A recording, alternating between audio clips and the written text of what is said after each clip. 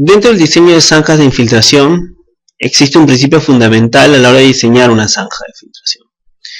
Y esto en realidad corresponde o está vinculado a la cantidad de agua de lluvia que cae en la zona, y de ser menor o igual a la que capta y absorbe la zanja, pues esa es la parte del diseño que tenemos que tener en cuenta. Es decir, la capacidad de esta no debe ser sobrepasada por el total de aportes que ella converjan, porque si no, en realidad la zanja no es una solución práctica si es que no ha sido bien diseñada, porque en realidad esta zanja de infiltración, lo que busca es poder conducir el recurso hídrico de una mejor manera para poder reducir los efectos en la infraestructura que podamos tener en el ámbito de influencia de la lluvia. Por eso que lo que nosotros tenemos que diseñar y tener en claro es que el volumen de aportación del impuglio, es decir, los metros cúbicos que podamos tener nosotros, están relacionados a la precipitación máxima en una hora, a la superficie de captación y al coeficiente de escorrentía. ¿Sí? Es decir, está relacionado a una de las variables básicas en relación a la precipitación que podamos tener.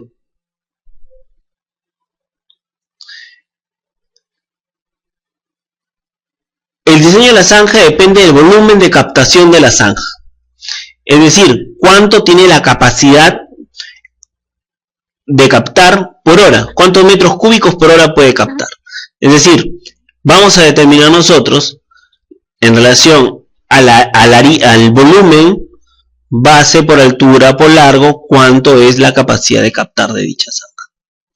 Mientras que tenemos que ver cuál es el volumen de infiltración que puede retener o filtrar la zanja, que está relacionado a la velocidad de infiltración sobre la base y el largo que pueda tener dicha zanja. ¿Sí? Por eso que ustedes veían en la parte inferior que el volumen de aportación del impuglio está relacionado al volumen de captación de la zanja más el volumen de infiltración, lo cual a mí me permite tener que la precipitación máxima por hora en relación a la superficie de captación por el coeficiente escorrentía. Esa fórmula resumida está relacionada a ambos volúmenes, tanto de captación como de infiltración. Por eso que en una vista vertical, lo que nosotros vamos a tener, una vista de corte, es la caja de la zanja de infiltración en relación a las áreas de protección de la misma y las características que rodean a esta zanja de infiltración, porque ese es otro tema importante, saber cómo se está rodeando dicha zanja. Aquí algunos ejemplos de zanja de infiltración, especialmente para tener en cuenta cómo las laderas van dándose y cómo es lo que yo busco para que puedan ir incorporándose al subsuelo el agua proveniente de las lluvias, ¿no? Este es un método, por ejemplo, que se quería implementar o que está en proceso de implementación en la zona de Ica, en el acuífero confinado de Ica, para poder recuperar el mismo, ¿no? La idea es llevar agua del proyecto Tambo Corococha y poder, a través de infiltraciones, a través de zanja, poder incorporar agua al subsuelo. Eso ahí porque no hay agua. Donde hay más agua podemos utilizarlas para proteger nuestras carreteras. Hay unos conceptos que ya hemos visto que tenemos que recordar para poder ver el tema de diseño de zanjas, que es el periodo de retorno, ¿no? Para ello voy a utilizar las curvas relacionadas a la frecuencia y a la densidad y a la intensidad de la misma y la velocidad de infiltración, que son dos datos sumamente importantes que me van a permitir a mí el periodo de retorno. Por lo tanto, el periodo de retorno es uno de los primeros requerimientos que considera en la determinación y está definido como el tiempo que transcurre entre dos fenómenos de las mismas características, el cual se define por una expresión donde el tiempo de retorno es igual a 1 sobre 1 menos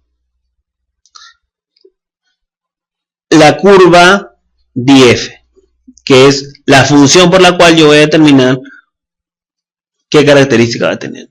Y la curva IF nos establece a partir de la intensidad de la precipitación por metros cúbicos por hora y algunas características típicas de la curva que han sido planteados por Temes relacionadas a la intensidad de la precipitación para distintos periodos de retorno, con el propósito de graficar la relación entre tres variables que es intensidad, duración y frecuencia. Por eso que esta gráfica es una gráfica bastante práctica que nos ayuda a nosotros a establecer la duración en horas que pueda tener cada una. Y la velocidad de infiltración podemos utilizarlo a través de un método clásico denominado método cilindro, donde yo voy a medir la velocidad de infiltración a través de una tabla, donde voy a colocar un cilindro con agua para, de acuerdo a un área específica, cuánto es lo que se percola. Bajo un criterio observador se utiliza el promedio de los tres valores en menor velocidad de infiltración, que asegura un no colapso de las obras.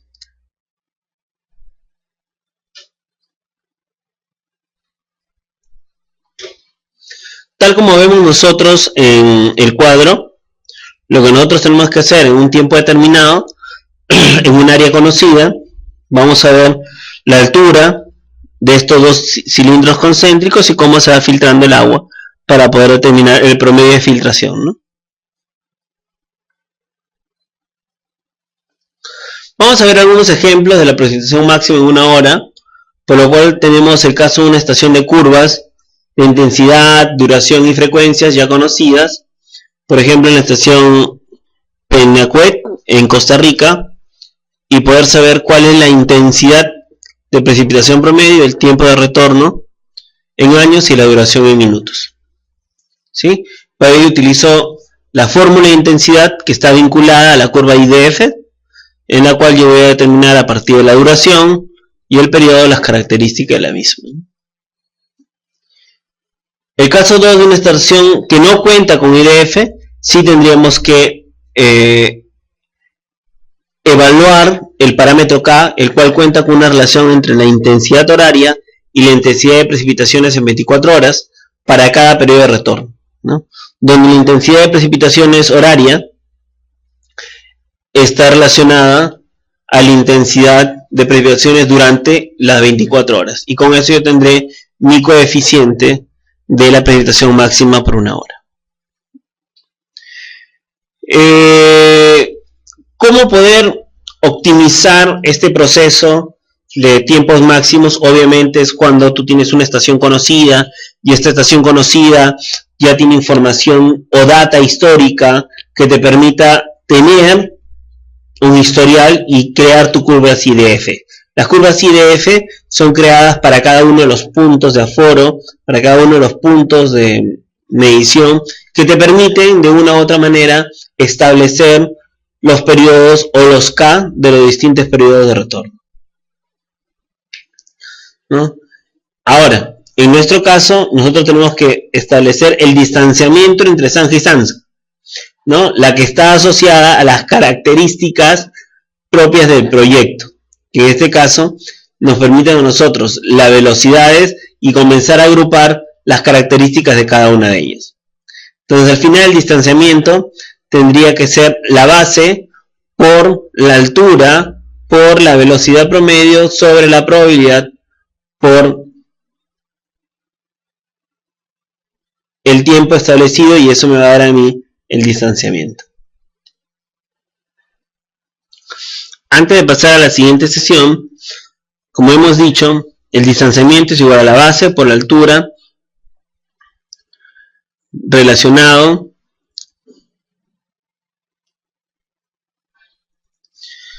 base por la suma de la altura por la velocidad de filtración sobre la precipitación por una hora por el factor de escorrentía.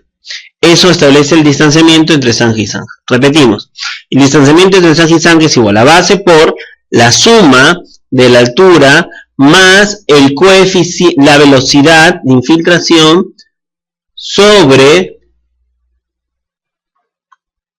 el coeficiente de escorrentía por la precipitación máxima en una hora. ¿Sí? Esa sería nuestra fórmula que nos ayudaría a nosotros a determinar el distanciamiento de la zanja. Ahora sí, en relación a la sesión número 4, que aquí es donde vamos a centrarnos un poco para poder... La sesión 4 y la sesión 5 ya tiene que ver con el ejecutar y cómo interactuamos con el ambiente, el tema de la gestión de la infraestructura vial y la gestión ambiental, ¿no? Estos dos componentes que aparentemente estarían siendo temas individuales, en realidad son temas complementarios uno con otro. Por eso vamos a ver la gestión de la infraestructura vial. En relación a la gestión de la infraestructura vial, primero tenemos que tener conceptos claros sobre la infraestructura vial de carreteras. Y por eso que tenemos que decir que la concepción de esta gestión es la acción de administrar la infraestructura vial del Sistema Integrado Nacional de Carreteras a través de la función del planeamiento, ejecución, mantenimiento y operación, incluyendo aquellas relaciones con la preservación de la integridad física del derecho de la vía. ¿Sí? Es decir, no solamente nos preocupamos por construir una carretera, ¿sí? Nos preocupamos por planificarla adecuadamente, mantenerla y ponerla en valor a través de la operación, pero no solamente del cuerpo físico, sino también del espacio que la contiene, que es el derecho de vía. ¿Sí? Por eso que la gestión de infraestructura de vías es un concepto más amplio que pensar en la vía per se. Por eso que en este diplomado lo que queremos es, por favor, que entendamos que nosotros no hablamos de carreteras, no hablamos de vías, hablamos de la gestión integral de la misma. Es decir, del proceso constructivo de operación y mantenimiento hasta el derecho de vía, es decir, el área que le da soporte y mantenimiento a la misma. ¿Ok? Por eso que tenemos que revisar por qué vamos a hacer esto. El artículo 33 del inciso C de la Ley General de Transporte y Tránsito Terrestre, Ley 27.181, modificada por la Ley 28.172, por la Ley 28.839 y el Decreto Legislativo 105, dispone que se debe emitir un Reglamento Nacional de Gestión de Infraestructura Vial. ¿Sí? El mismo que ya, como ustedes van a trabajar en temas viales, lo tendrán como cabecera. En este sentido, ¿qué es lo que busca o cuál es el ámbito de aplicación? El Reglamento Nacional de Gestión de Infraestructura Vial regirá en el territorio de la República y se aplicará en los 3 niveles de gobierno. ¿Cuáles son estos 3 niveles de gobierno? Un gobierno regional, un gobierno nacional, un gobierno regional y un gobierno local, que son las autoridades competentes en ejercer y satisfacer al ciudadano. En relación a las autoridades competentes de gobiernos nacionales, esta es regida por el Ministerio de Transporte y Comunicaciones, quien tiene a su cargo la gestión de la red vial nacional.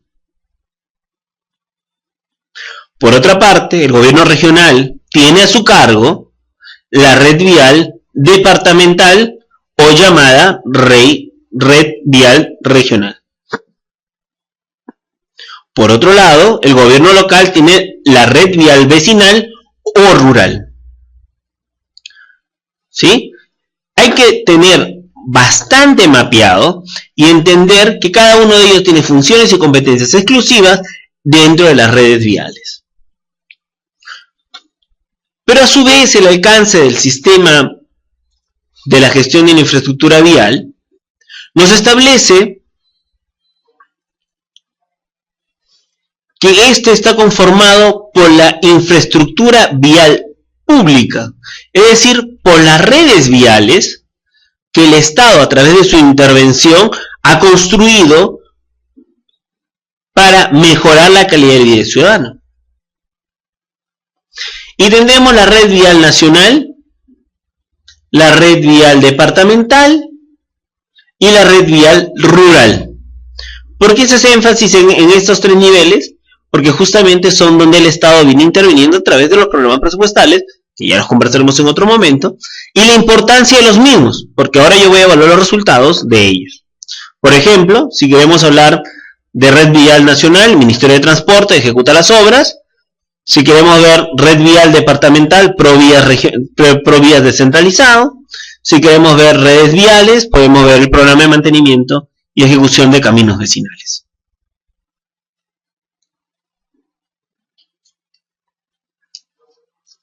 Algunos términos que sí tenemos que tener en claro y que se encuentran dentro del glosario de uso más frecuente en proyectos,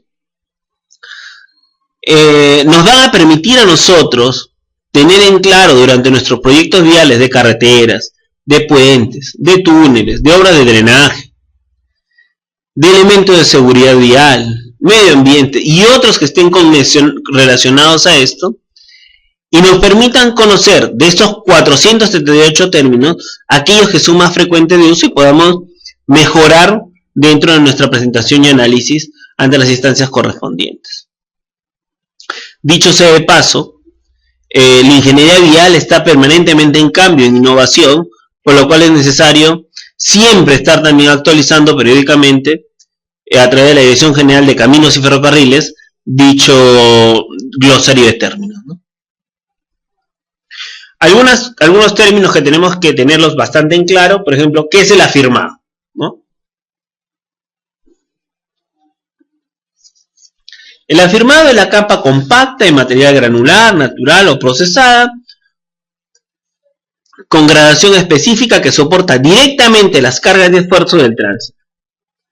Debe poseer la cantidad apropiada de material fino, cohesión, que permita mantener aglutinados las partículas y funciona como una superficie de rodadura de carreteras y trochas carrozables. El afirmado es justamente una de las partes más importantes en nuestro diseño. Y siempre lo hablamos, pero ese es su concepto que tenemos que manejar, ¿no? Cuando hablamos de calzada, ¿qué estamos diciendo con calzada? Que es la superficie de rodadura. ¿Qué es la superficie de rodadura? Es la parte de la carretera destinada a circular los vehículos y está compuesta por una o más carriles, pero no incluye la berma, que es el espacio que podría estar dividiendo carriles entre carriles, ¿no? El tema de las plataformas, que es todo el complejo, que es la parte superior de la carretera que incluye calzadas, bermas y cunetas, ¿no? Que es una trocha carrozable, una vía transitable pero que no alcanza las características geométricas de una carretera, es decir, es mucho más pequeña y tiene características de trazo distinto. Que la berma es la franja longitudinal o paralela adyacente a la superficie de rodadura, que sirve de confinamiento a la capa de rodadura a fin de que sea la zona de seguridad para estacionamiento de vehículos en caso de emergencia. Que es una carretera firmada, una no pavimentada, una carretera pavimentada, donde si ustedes pueden ver entre la firmada, no pavimentada y pavimentada, yo tendría que tener en claro que cuya superficie de rodadura está constituida por una o más capas de afirmado, cuya está conformada por grava o afirmado, estabilizado o terreno natural, y la pavimentada es aquella superficie de rodadura que está conformada por mezclas flexibles o de concreto portal o rígidas para poder tener una vía pavimentada. Entonces, cuando nosotros escuchemos que vamos a hacer un proyecto de una carretera firmada, estamos hablando de mejorar la superficie de rodadura. Una no pavimentada es aquella que tiene una superficie de rodadura establecida, pero que ha permitido estabilizarla. Y cuando hablamos de carreteras pavimentadas, estamos hablando de carreteras cuya superficie está adecuada, tiene mezclas superficiales para poder circular sobre la calzada. Luego vamos a ver el tema de las clasificaciones, que esto es algo importante porque a partir de ahí se establecen las rectorías y responsabilidades de cada uno, ¿no? Por ejemplo, las autopistas de primer nivel, que son las categoría 1, que van a la de primer clase, que son las que además la mayoría son de tienen características nacionales, son administradas por el MTC. Las autopistas de segunda clase o carreteras duales, que también muchas de ellas son administradas por el MTC y otras por provincias o regiones.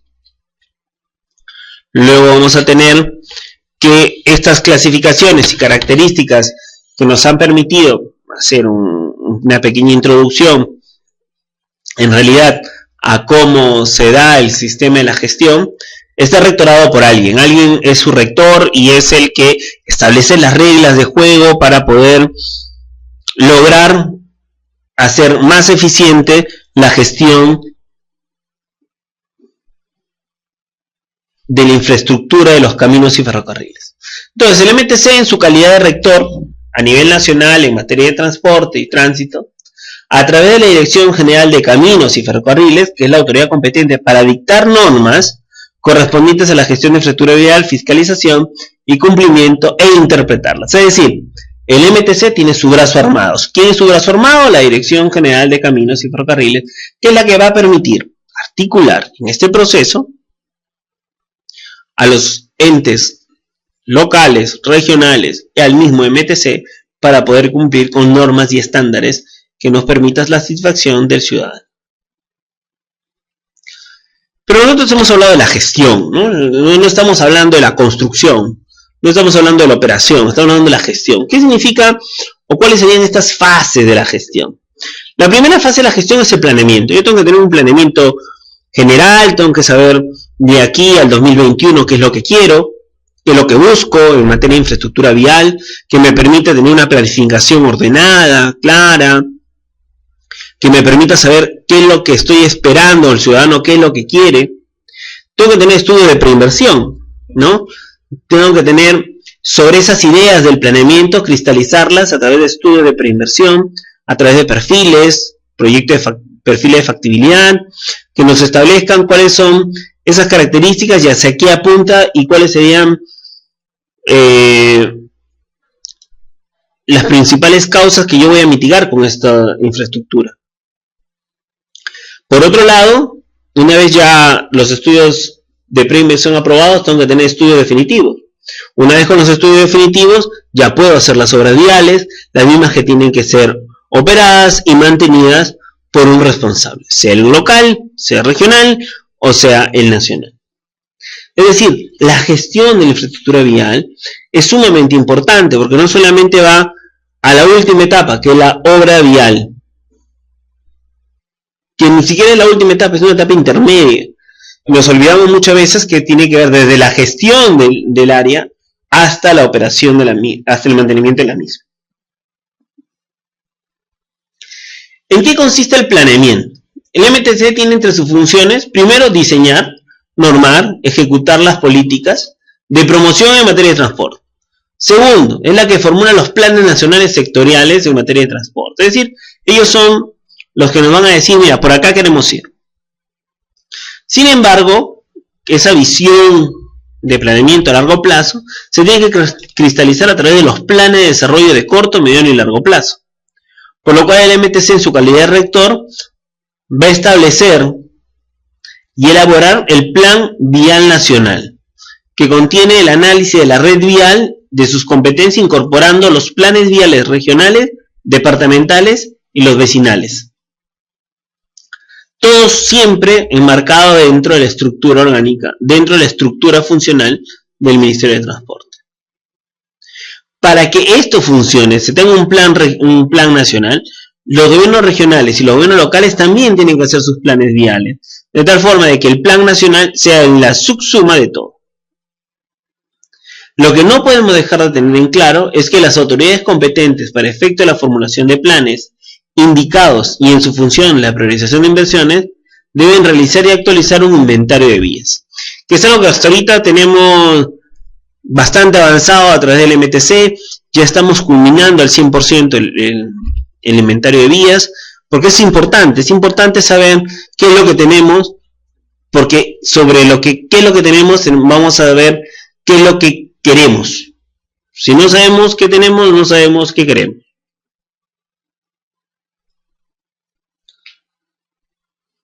Ya hemos hablado de la planificación, ahora tenemos que hablar de los estudios de preinversión. Obviamente, los estudios de preinversión, las autoridades competentes que deberán diseñar, que han diseñado sus planes, tienen que cristalizar los planes a través de proyectos. Por lo tanto, aparece el Sistema Nacional de Inversión Pública, el SNIP. El SNIP nos establece a nosotros, a través de un mecanismo en el cual se devela el misterio de la gestión pública a través de la articulación de las metas nacionales, la articulación entre el presupuesto y la articulación entre los proyectos de inversión pública.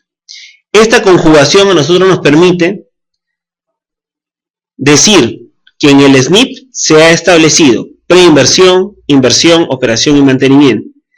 Y en esta parte de preinversión se establece que es necesario formular perfiles para aquellos proyectos de infraestructura mayores a 1.200.000, pero menores a 10 millones.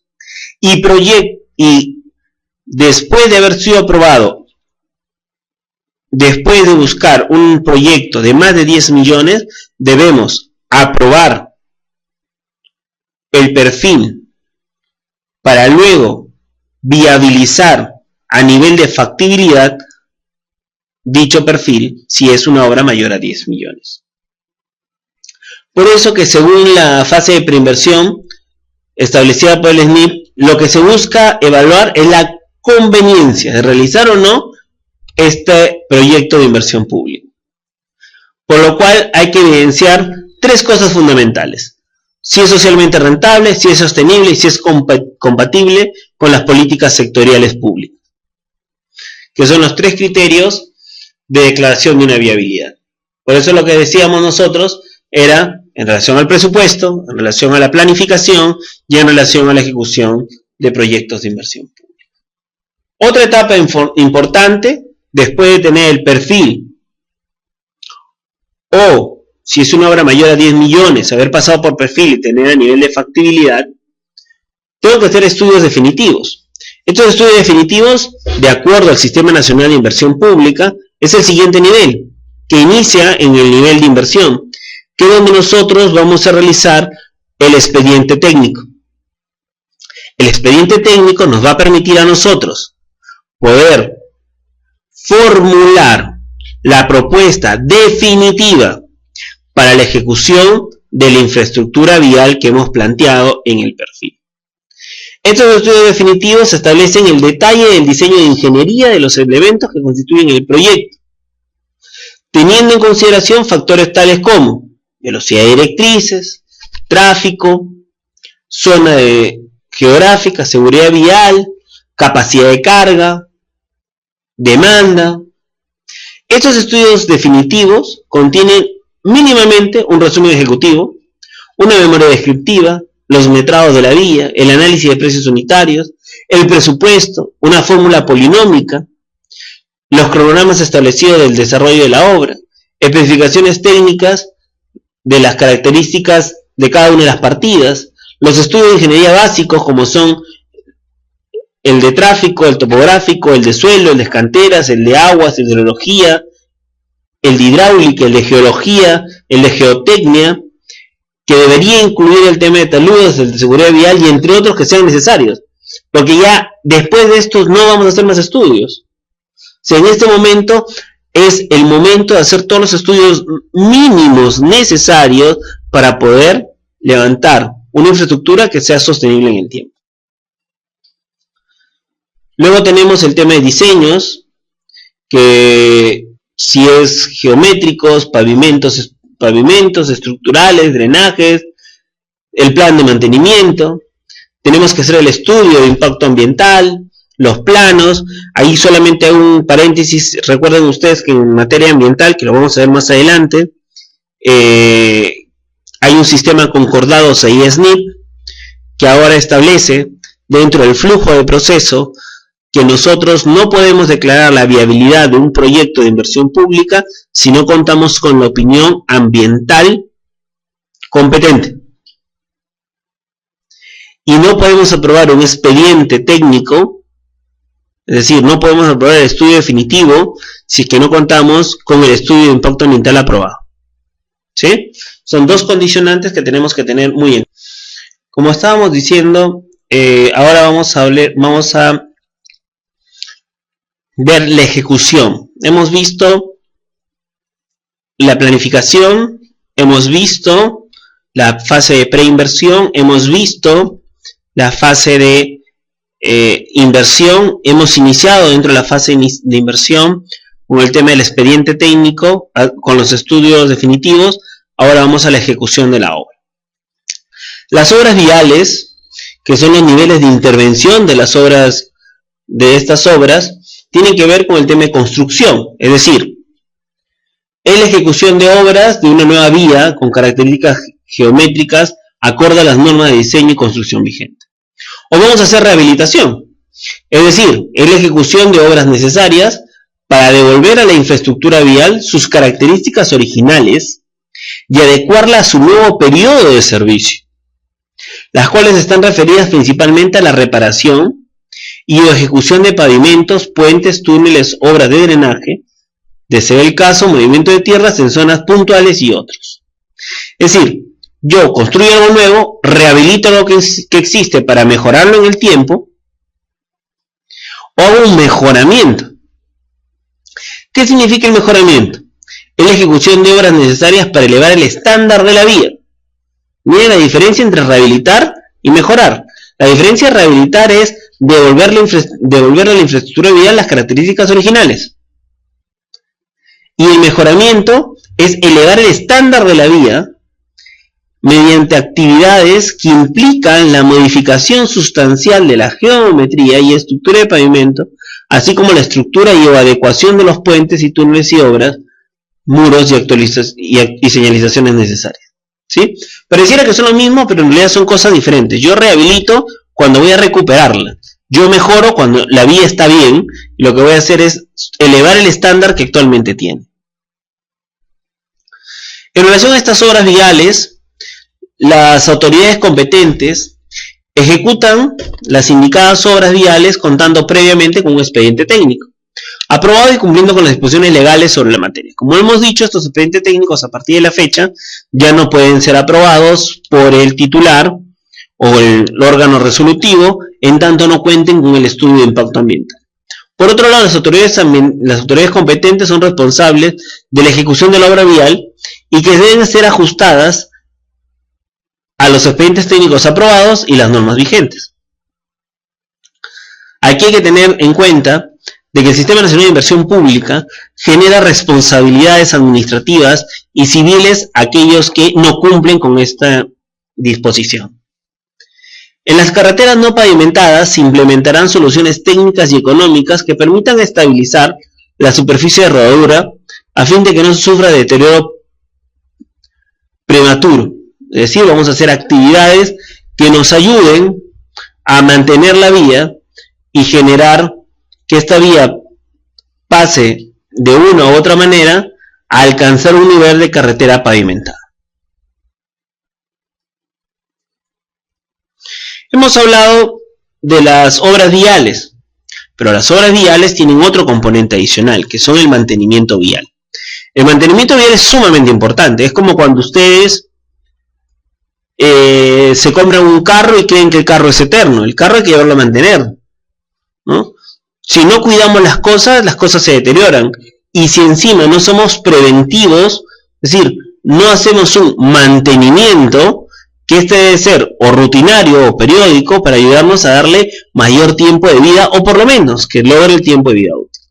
Entonces, ¿qué es el mantenimiento rutinario?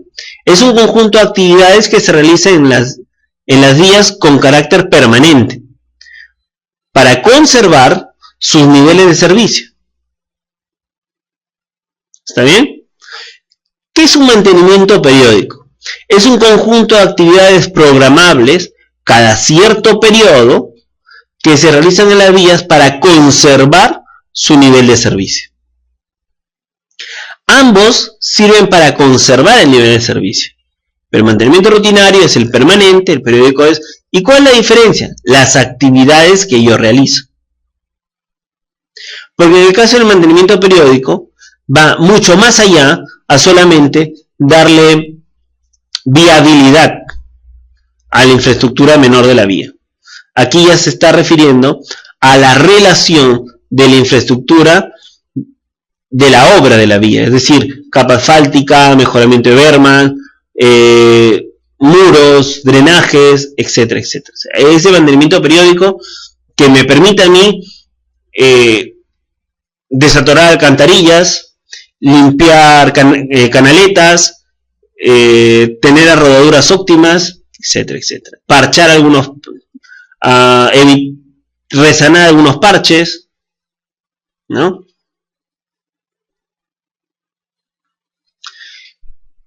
¿De quién es la responsabilidad de dar el mantenimiento manual? Es responsable de las autoridades competentes realizar el mantenimiento en forma permanente y sostenida de la red vial de su competencia, es decir, gobierno local, regional o nacional.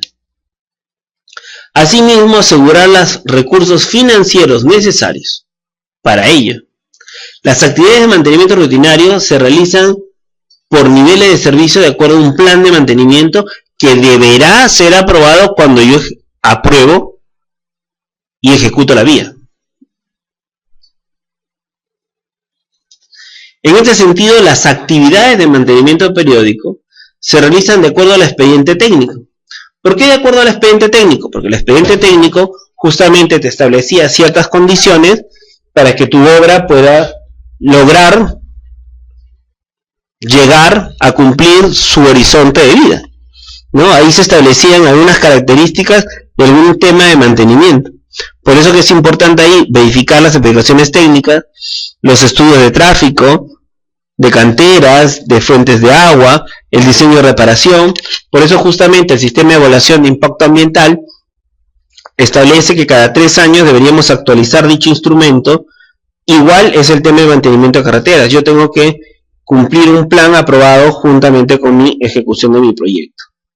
Es ahí lo interesante y lo rico de poder mejorar la gestión en las vías peruanas, ¿no? Ahora, si más es cierto que la gestión de infraestructura vial tiene los componentes de planificación, de preinversión, que en dicha preinversión yo establezco las características para poder hacer los estudios definitivos, que esos estudios definitivos me permitan ejecutar las obras, que esas dichas obras me permitan a mí establecer un plan de mantenimiento y que dicho plan de mantenimiento sea ejecutado, la vía va a ser operada constantemente. Es decir, la vía va a estar brindando el servicio por el cual nació. Y por eso que tenemos que entender qué son las operaciones de las redes viales en el Perú.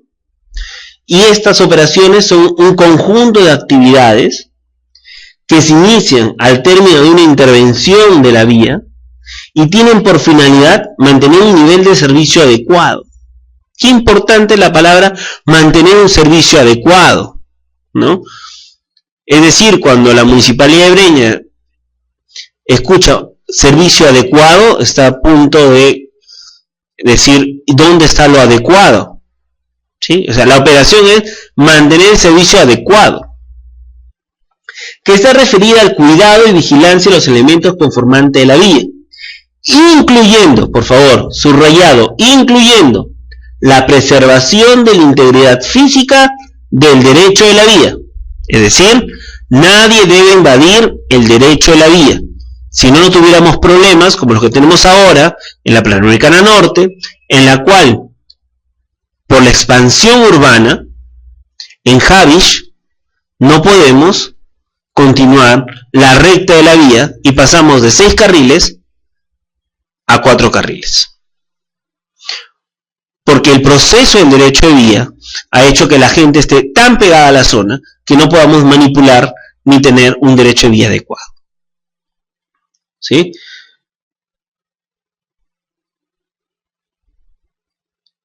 además de los servicios complementarios mediante la seguridad vial, así como la prevención y atención de emergencias viales. ¿Cómo funciona esto mucho mejor? Cuando la operación está a mano de una concesión. Yo no estoy de acuerdo con las concesiones, no sé ustedes, pero sí es cierto que las concesionarias cumplen con todo esto que estamos mencionando. ¿Sí? Ustedes van a ver, por ejemplo, a la salida yendo por la Ramiro Pralé o por la carretera central. La carretera central no es un muy buen ejemplo, porque ahorita es un desastre. Mejor vamos por la Ramiro Pralé. Ustedes van a ver cómo se ha ido mejorando, o por el evitamiento, cómo el concesionario viene buscando cumplir con todas estas características.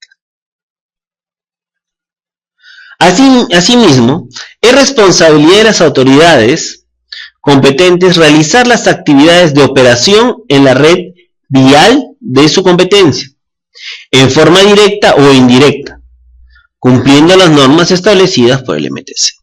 ¿Qué significa en formas directas o indirectas? Cuando escuchó la Municipalidad Metropolitana de Lima en formas indirectas, significa que existe la posibilidad de concesionar mis redes viales, ¿no? Entonces la Municipalidad Metropolitana de Lima tiene redes viales a su cargo, por lo tanto yo concesiono esas redes viales y ya no las administro directamente. Por lo tanto, aquellas vías administradas que son la Panamericana Norte, la Panamericana Sur, que son evitamiento, ustedes van a ver que cumplen con todos esos requisitos, pero lo están haciendo a través de un tercero. La vía universitaria está siendo operada por la Municipalidad Metropolitana de Lima. Y podemos ver la diferencia, porque aquí sí nos están respetando las características de la conservación de la infraestructura. Es una vía muy maltratada, muy dañada, que no recibe mantenimiento oportuno. ¿Sí? Ahí está la gran diferencia. Yo, como repito, no estoy de acuerdo ni con la administración, ni la concesión, ni el cobre de peajes, no estoy ni de acuerdo ni de desacuerdo. Lo único que estoy diciendo es que forma parte del mercado. ¿Ok? Entonces, y tenemos estas dos experiencias. ¿Quién administra mejor la infraestructura? Todo este proceso de entender la gestión, que viene desde el diseño, el planeamiento, hasta la operación y mantenimiento de la misma, nos permite a nosotros también hacernos una gran pregunta. ¿Y cómo lo hago, no? Porque una cosa es decir, yo quiero gestionar, y otra cosa es cómo lo gestiono, que son dos momentos totalmente diferentes. ¿Qué significa el cómo lo gestiono? Es contar con instrumentos que nos permitan hacer esta gestión. ¿Cuáles son estos instrumentos que el sistema de gestión de infraestructura vial tiene? Están constituidos por leyes, reglamentos, manuales, directivas, que han permitido establecer las condiciones mínimas y las reglas de juego comunes para cualquiera de los responsables de los diferentes órganos competentes para poder hacer infraestructura vial. En este sentido, por ejemplo, los manuales son documentos de carácter normativo y de cumplimiento obligatorio, que sirven como instrumentos técnicos a las diferentes fases de la gestión de la infraestructura vial. ¿Por qué hace referencia específicamente a los manuales? Porque los manuales son nuestras normas técnicas que nos tienen que orientar hacia una adecuada gestión, ¿no? Por otro lado, el MTC en su calidad de órgano rector viene elaborando, actualizando y aprobando manuales de diferentes necesidades. Manual de puentes, manual de infraestructura menor de carreteras, etcétera, etcétera, etcétera. ¿Por qué la trascendencia, como le decía, es el documento que a mí me va a orientar? O sea, ¿cómo lo voy a hacer? ¿Cómo quiere el Estado que yo haga las cosas? ¿Sí? Y el Estado justamente lo que tiene que estar es constantemente actualizando. Por ejemplo, cuando la empresa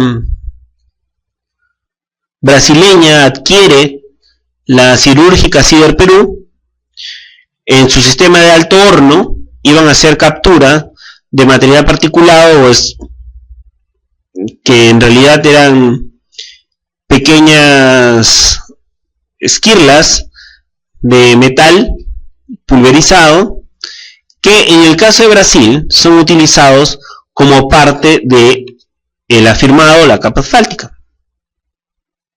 Pero en el Perú todavía no están actualizados, o sea, no tenemos la tecnología para poder aplicarlos.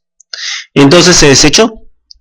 Sin embargo, sí utilizamos el método de reuso de material de las vías, ¿no?, en proporciones de acuerdo a las características de cada uno de los proyectos, ¿no?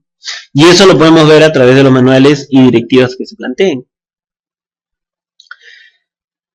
En relación a estos manuales, sin ser limitativos, estarán informados entre diseño geométrico, suelos, geología, geotecnia y pavimentos, tema de puentes, túneles, muros y obras complementarias, el tema de hidrología, hidráulica y drenaje, técnicas generales de la construcción, ensayos de materiales, estudios socioambientales, seguridad vial, mantenimiento o conservación vial, entre otros. ¿Por qué? Porque justamente como estábamos conversando, la idea es tener esa orientación que queremos para poder lograr el objetivo final. ¿Y cuál es el objetivo final? Es tener vías bien planificadas, que cuenten con un buen estudio de preinversión, que permite agilizar un estudio de inversión, que nos permita ejecutar una obra y darle el debido operación y mantenimiento. Una de las cosas que hoy en día todavía nos cuesta entender, ¿no?, especialmente algunos proyectos grandes que no han sido tercerizados y que vienen siendo manejados todavía por el Estado, es el famoso derecho de vía, ¿no? O sea, las poblaciones asentadas en lo largo de las vías dicen, oye, pero estamos perdiendo espacio porque debemos estar más cerca de la pista. Una de las partes más complejas de este proceso es el proceso del PACRI, ¿no? Bueno, es un tema que ustedes lo verán en algún momento. Nosotros en este diplomado no vamos a tratar exclusivamente el tema del PACRI, pero sí es un tema que nos permite entender muy bien el tema de derecho de vía y los conflictos sociales que se generan en ese terreno que está vacío, ¿por qué no lo ocupo yo? Pero entonces lo que primero que se nos viene a la mente es entender qué es el derecho de vía, porque el derecho de vía cumple un papel fundamental dentro de la lógica de la preservación de la infraestructura vial. O sea, no es que a mí se me haya antojado tener un derecho de vía.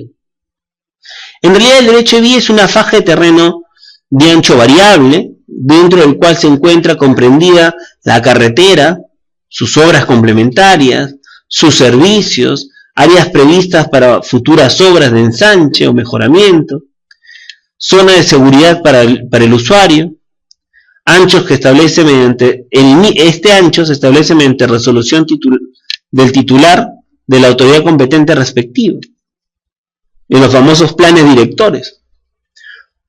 Solamente para ver un caso, imagínense ustedes que esta es la calzada de la Panamericana Norte. No tengo nada contra la Municipalidad de San Martín ni con la gente que vive en San Martín, pero si ustedes ven, esta es la calzada, y durante el proceso de desarrollo de expansión urbana, nadie leyó el plan director de Lima. Se olvidaron, next, y cuando se dan cuenta, ven que toda la población está sentada dentro del derecho de vía, y el derecho de vía no solamente es una zona de protección, es también un área para futuras obras, ¿no? ¿Qué pasa, por ejemplo, hoy en día en el Cono Norte? En donde sí se respetó el derecho de vía, en la zona de el óvalo de Alizos, Naranjal, donde ahora la concesionaria está ampliando los carriles para mejorar el servicio, pero porque el derecho de vía sí fue respetado, ¿no?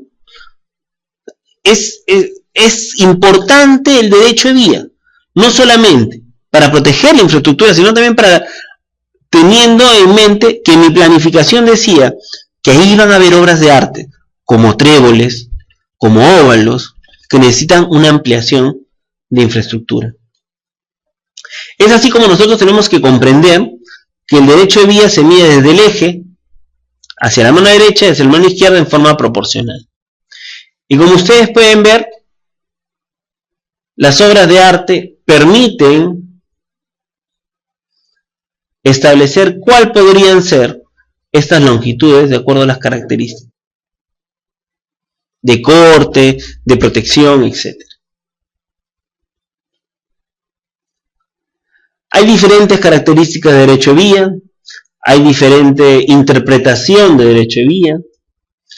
Este es uno de ellos, por ejemplo, donde yo establezco que, por ejemplo, para esta zona de acá, para el tema del terraplén, yo digo que para el tema del terraplén, una vez terminado el pie del terraplén, mínimamente debe existir 1 metro adicional para poder darle soporte. ¿Y esto por qué? Porque esto permite tener cierta protección a dicho terraplén. Sin embargo, si hubiera una obra de alcantarillado, no se mide del pie del terraplén, sino al terminar el alcantarillado, un espacio establecido mínimo de 1 metro. Si hubiera un terraplén,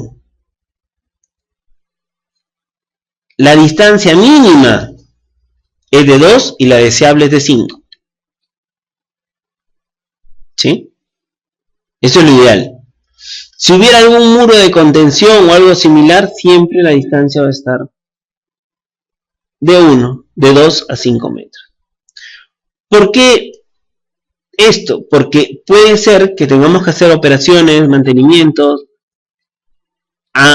habilitar en forma extraordinaria una carretera no carrozable, una vía no carrozable al costado mientras damos mantenimiento a la otra. Ya tenemos 5 metros o 3 metros o 4 metros por donde los carros pueden circular. O sea, en todo eso es cuando se piensa en el derecho de vía. Por el otro lado, si tenemos bordes de corte, como por ejemplo vamos a ver aquí, que son pegados a los cerros, tenemos que tener en cuenta qué infraestructuras adicionales hay y qué temas podrían estar afectando al borde mayor de corte. ¿Sí? Entonces, normalmente, igual el mismo criterio de 2 a 5 metros, y eso dependerá mucho de las características. Mínimamente deberías dejar 1 metro para tener mediciones de deslizamiento de la zona.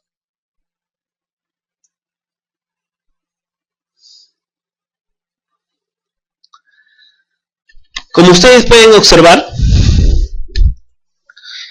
esto es un esquema bastante práctico que nos ayuda a nosotros y que está en los manuales a tener en claro cómo es esta gran distribución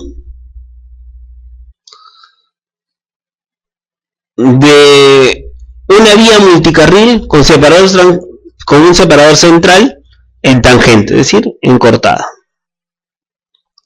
En donde yo voy a tener un derecho de vía más zona de propiedad restricta. ¿Qué significa zona de propiedad restricta? Que a mí me permita poder controlarla y evitar daños a la infraestructura colateral.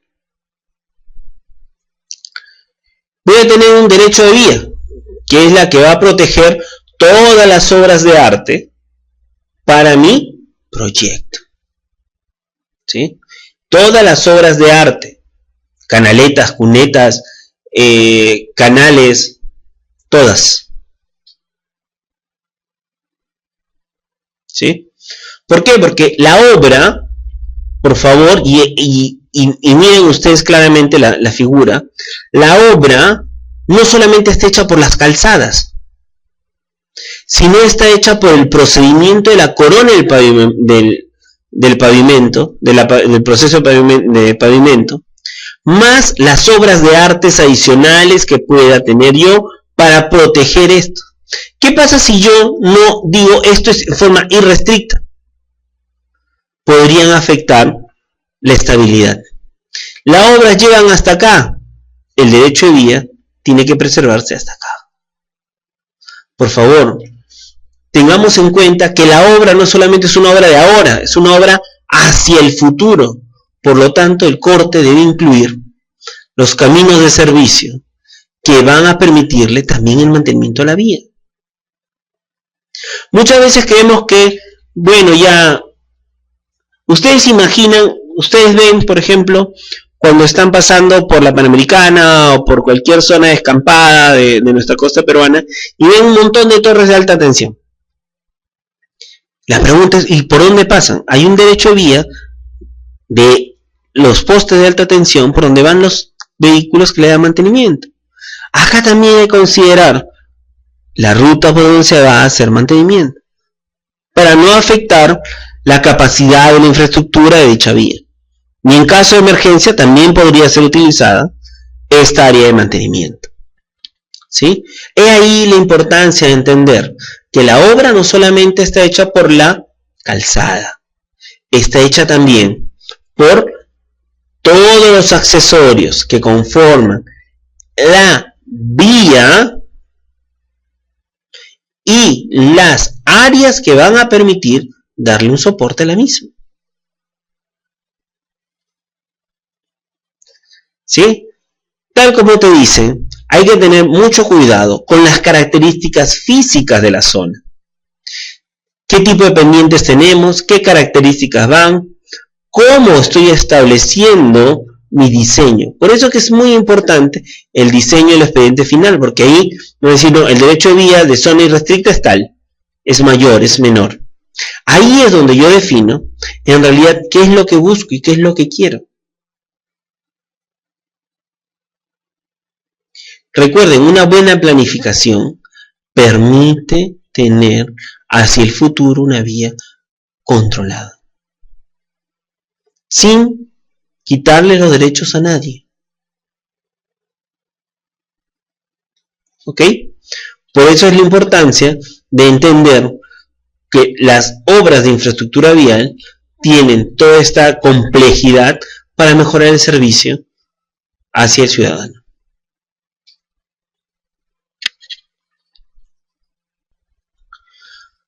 Por ejemplo, para el tema de una sección transversal típica a mediana ladera, con 2 carriles en curva, ustedes pueden ver cómo el derecho de vía cambia. Ya no tiene la particularidad anterior. ¿Por qué? Porque aquí en este caso hay un borde libre, ya no puedo ir más allá, y por el otro lado tengo una ladera que tengo que tener obras de arte que nos protejan y permitan justamente la protección de nuestra infraestructura. Donde voy a tener cortes, voy a tener obras complementarias, voy a ver el tema de la berma de protección y solamente voy a ver que es una sola vía con 2 carriles. Y tengo que hacer muros de contención, tengo que ver el tema de los terraplenes, tengo que ver el tema de los cortes y secciones.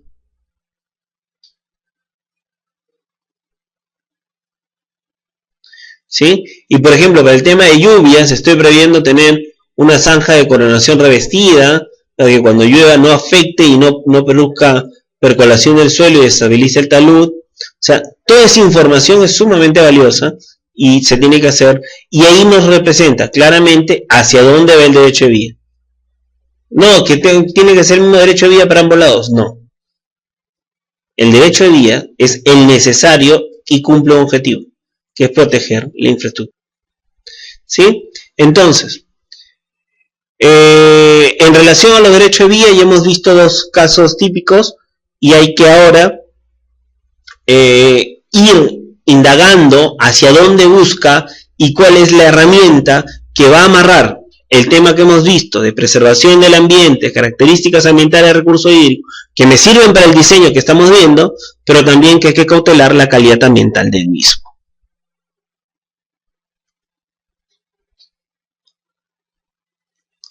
Los derechos de vía, de acuerdo al manual de diseño geométrico, te dice que el derecho de vía para una autopista de propiedad debería ser entre 50 a 30 metros, una propiedad restrictiva de 35 metros, si es una vía de multicarril, el derecho de vía debe ser entre 30 y 24 metros, la propiedad restrictiva debería estar en 25 metros, si hay dos carriles de primera o segunda clase, entre 24 a 20 metros, el derecho irrestricto debe ser 15, y si fueran dos carriles clase 3, deberíamos estar nosotros hablando de un derecho de vía entre 20 a 15 metros, una propiedad restrictiva de 10 metros, ¿no?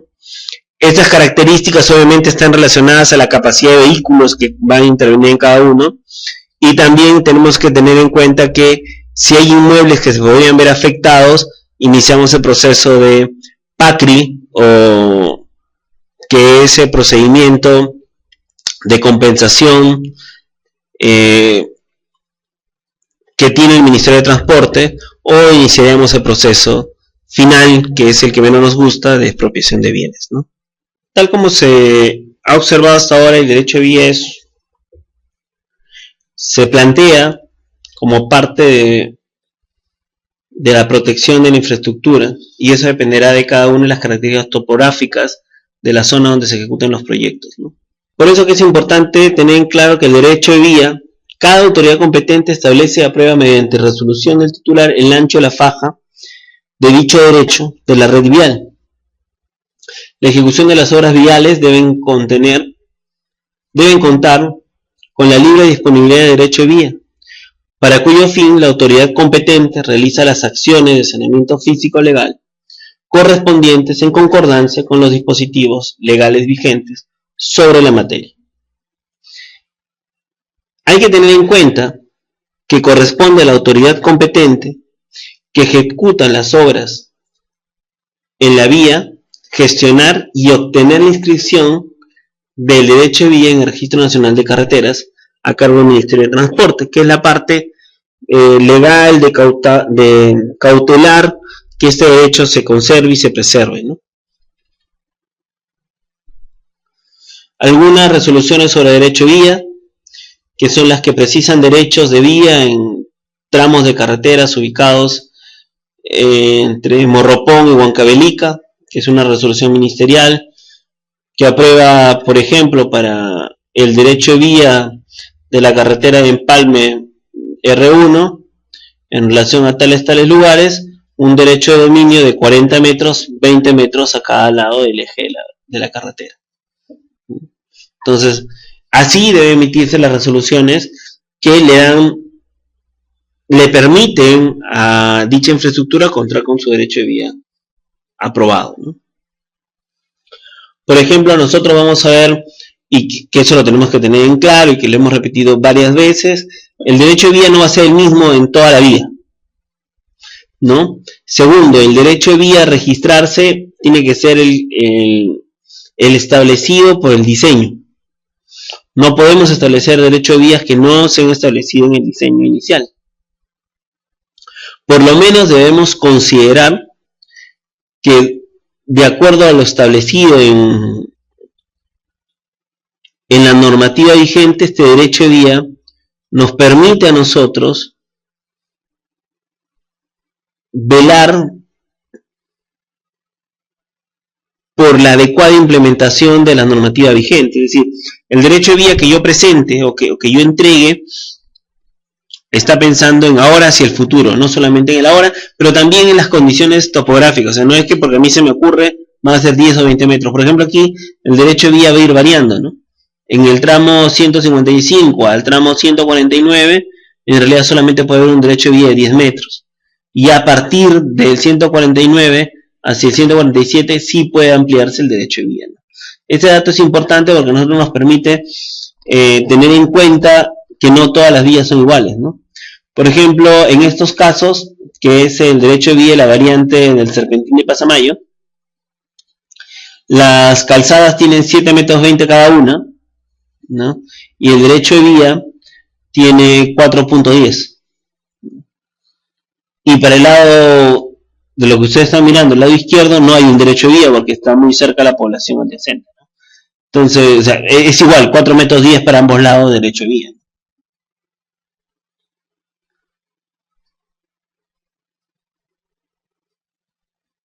En este otro ejemplo que tenemos en la zona urbana. Vamos a ver algunos derechos de vías donde están colocada parte de la infraestructura. Al terminar la calzada, por ejemplo, en el kilómetro 148 de la Panamericana Norte, vamos a ver un derecho de vía de 6,50 metros, donde están los letreros, al terminar ya la calzada, ¿no?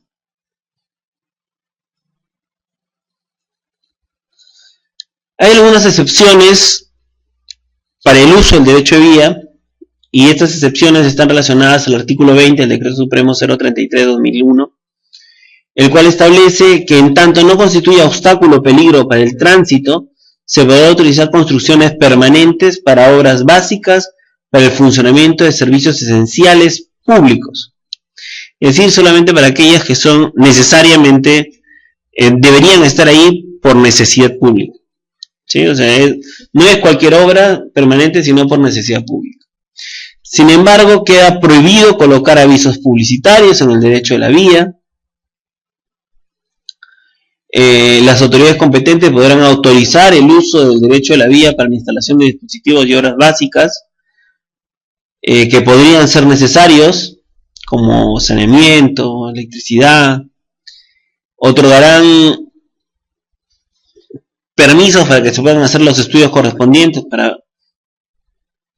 para fundamentar que esto no afectará las características físicas y estructura de la red vial. Además, corresponde a las autoridades competentes disponer la paralización inmediata y retiro en el caso que se realicen instalaciones que no cuenten con autorización correspondiente y adoptar las acciones legales pertinentes.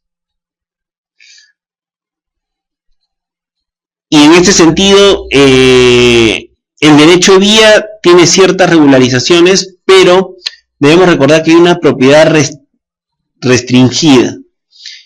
¿Qué es una propiedad restringida? ¿No? Que es la faja del terreno lateral y colindante al derecho de vía, donde está prohibido ejecutar construcciones permanentes que puedan afectar la seguridad vial, a la visibilidad y dificultar posibles ensanches, dado que su ancho se establece por resolución del titular, ¿no? Como hemos dicho, hay una zona restrictiva, que es una zona por temas de protección o por temas de futuras obras, cautelamos y preservamos, ¿no? Y eso tenemos que tenerlo en cuenta y presente para evitar cualquier tipo de problema.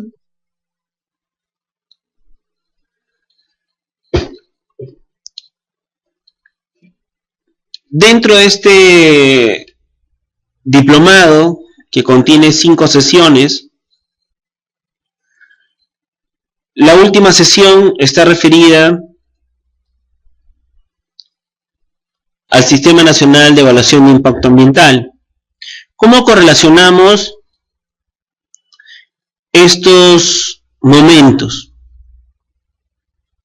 Pongámonos primero en contexto. En este proceso de analizar cómo los recursos hídricos intervienen en los proyectos de infraestructura vial, hemos presentado hasta ahora, en las secciones 1, 2 y 3, las características del recurso hídrico y los factores que permiten calcular variables de la misma que podrían verse afectadas o que afectan durante la ejecución de un proyecto de infraestructura vial.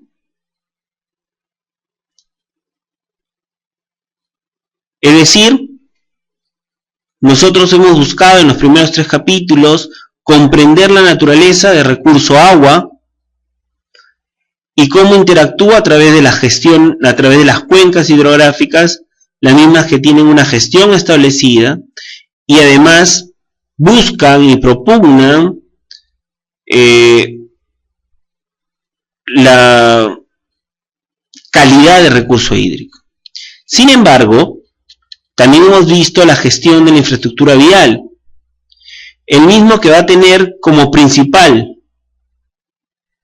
uno de sus principales factores, el cuerpo agua, el recurso hídrico que se va a presentar por precipitaciones, por los cuerpos de agua, y que pueden tener incidencia directa dentro del diseño de nuestros proyectos.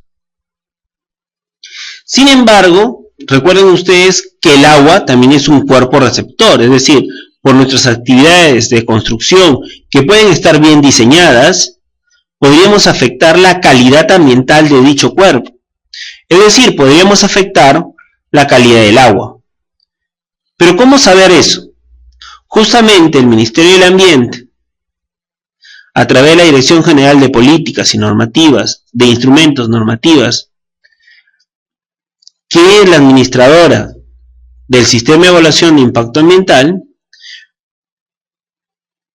estableció que existen diferentes actores que son los sectores, que son aquellos que regulan el proceso de certificación, de evaluación y certificación del impacto ambiental. Es así como nos hacemos una primera pregunta. ¿Qué es la gestión socioambiental? ¿Por qué estoy preocupado por ella? Y estoy preocupado por ella porque es una forma en la que las entidades sociales se organizan para decidir qué se hace con el medio ambiente, en los procesos en que éste interviene. Es decir, cómo vamos a darle una respuesta a nuestras actividades en el ambiente. Y obviamente este proceso tiene que ser consensuado, es decir, con la participación ciudadana activa, tiene que ser institucionalizado, el sector competente debe asumir la responsabilidad de este proceso y tiene que ser planificado, es decir, debe contar con instrumentos que me permitan evaluar si existen o no alguna afectación, para controlar y administrar los recursos sociales y naturales. Para ello, esta gestión socioambiental va a partir de una política pública, que es la política ambiental nacional, la que prevé la resolución de los impactos socioambientales.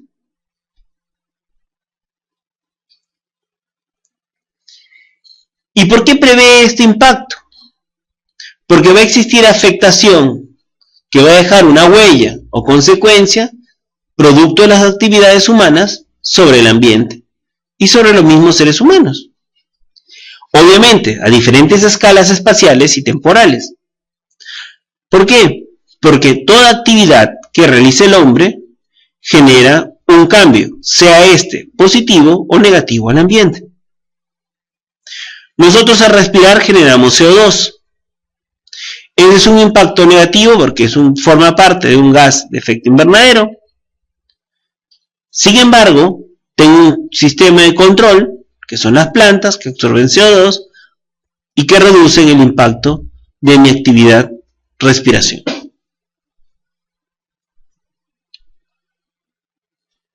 Hay que entender que los impactos, como hemos dicho, pueden ser positivos o negativos, pero los negativos pueden considerarse como problemas socioambientales, que deben ser gestionados, dado que la gestión ambiental no parte por la decisión política de imponer, sino parte por la decisión de la armonía entre el organismo público que gestiona y el ciudadano que se beneficia.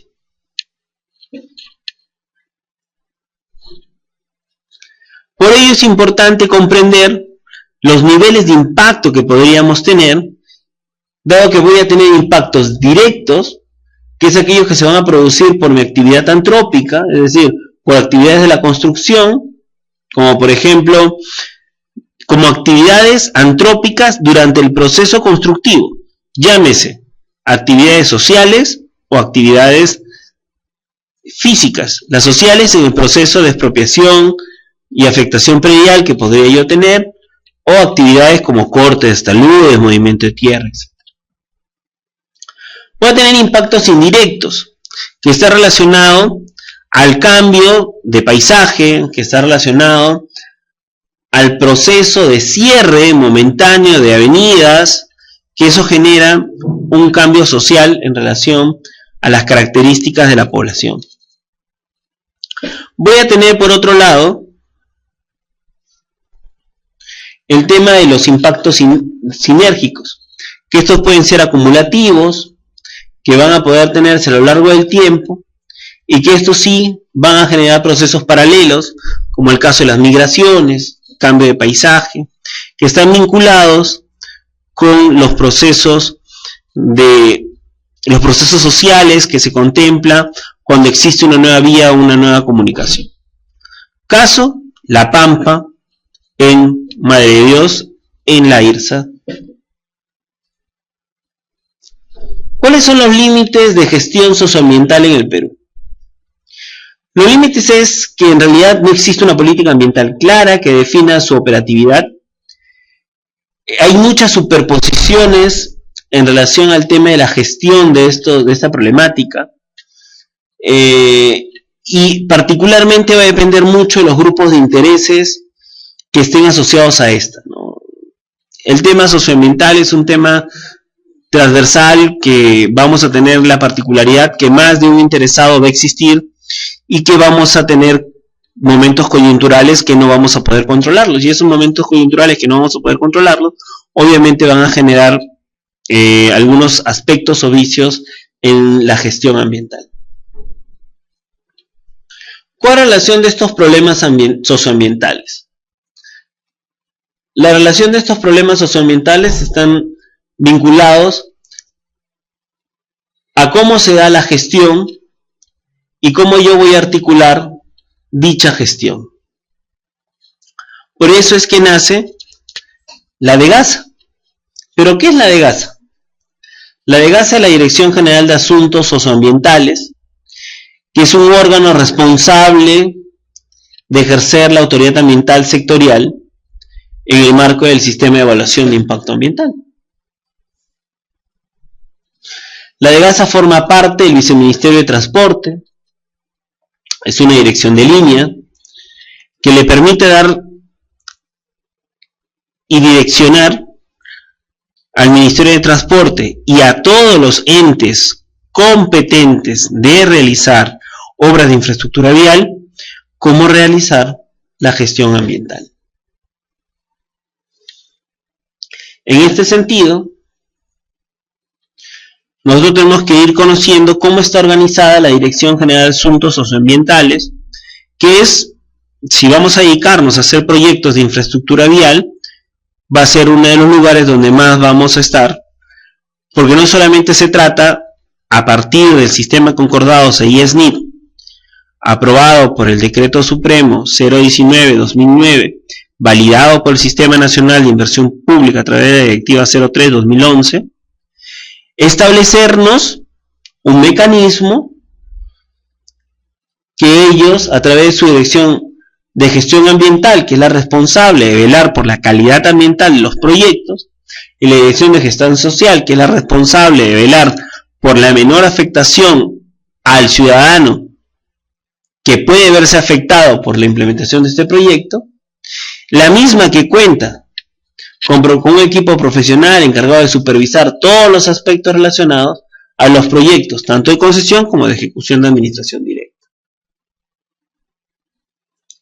Esta dirección es una unidad orgánica encargada de velar por los adecuados instrumentos de la gestión ambiental, para lo cual el desarrollo de las actividades en el subsector transporte, ellos van a realizar el seguimiento del componente ambiental de los proyectos en concesión. Y ahí es un tema importante, porque no solamente se trata de darle la certificación ambiental, sino también se trata de ser una entidad fiscalizadora ambiental. En el marco de la ley del Sistema Nacional de Fiscalización Ambiental, que nace cuando se crea la OEFA, que es la rectora del CINEFA, se establece como una entidad fiscalizadora ambiental al Ministerio de Transporte y Comunicación.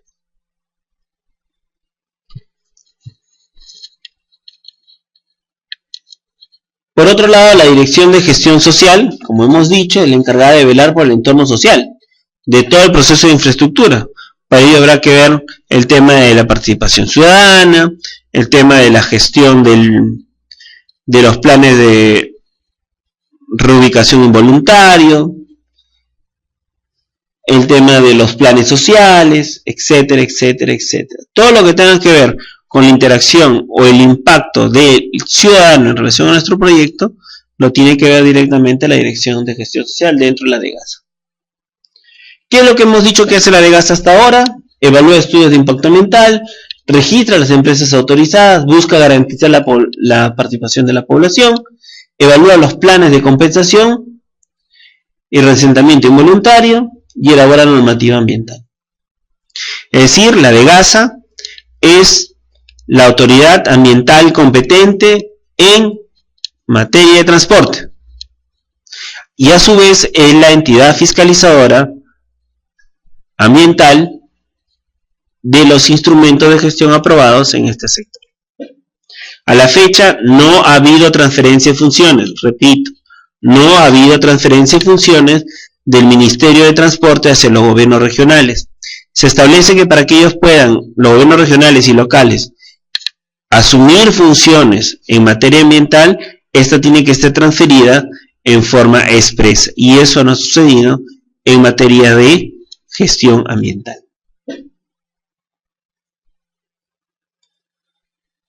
Pero hemos dicho que se encarga de la certificación ambiental, y para lograr la certificación ambiental existen un instrumento, entre ellos los estudios de impacto ambiental. ¿Qué incluye el estudio de impacto ambiental? Presenta las actividades del proyecto que serán desarrolladas, que es la línea base desde el punto de vista de la infraestructura o descripción del proyecto. Presenta el estado actual ambiental, es decir, una línea base ambiental. Evalúa los impactos, es decir, la interacción entre la ejecución de las actividades antrópicas y cómo afectan al ambiente. Propone medidas para evitarlo. Recuerden ustedes que los estudios de impacto ambiental son estudios preventivos, es decir, antes de que ocurra todo, yo tengo que proyectar los escenarios para prevenir que eso ocurra. Establece los costos de las medidas a tomar. Por eso que hoy en día, a partir del sistema concordado CIE-SNIP, ya no se aprueba solo el expediente técnico. ¿Por qué? Porque el expediente técnico deberá incluir o deberá aprobarse las medidas correspondientes para la gestión ambiental. Por último, de ser el caso, necesitamos los estudios arqueológicos definidos por el Ministerio de Cultura para aquellos proyectos que se encuentren cerca a áreas arqueológicas, y para ello tendrían que obtener un certificado de inexistencia de restos arqueológicos.